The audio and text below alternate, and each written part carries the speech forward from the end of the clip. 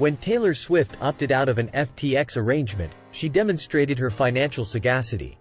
According to a seasoned investor, she invests in a particular kind of fund. Taylor Swift demonstrated her financial savvy by avoiding a $100 million advertising contract with the now-defunct cryptocurrency exchange FTX. The pop singer invests in a certain class of mutual fund, according to a seasoned investor. Last weekend, Boaz Weinstein, the manager of a hedge fund, remarked that one of the reasons why Swift is so popular is because of her savvy with money.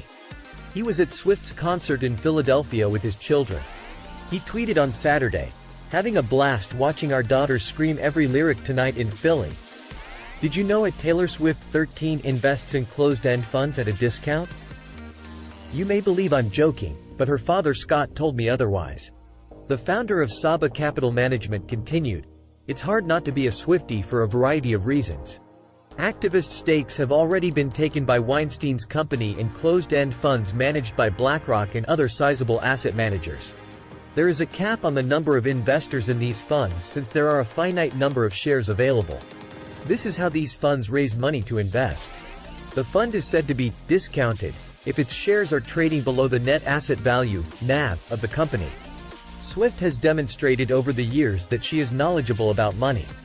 Her father, Scott Swift, used to work for Merrill Lynch. She most recently declined to accept a $100 million sponsorship agreement with FTX after inquiring about the company's sale of unregistered securities. According to Adam Moskowitz, the attorney in charge of a class action lawsuit brought against Shaquille O'Neal, Tom Brady, and Larry David as well as other FTX promoters, this is the case. According to a podcast from last month, Moskowitz, unlike other famous people who didn't do their homework, Swift backed out of the deal and never advertised the now-bankrupt exchange. At the time, Moskowitz told Frank Capparo of the podcast, The Scoop, that, "The only person I found that did that was Taylor Swift."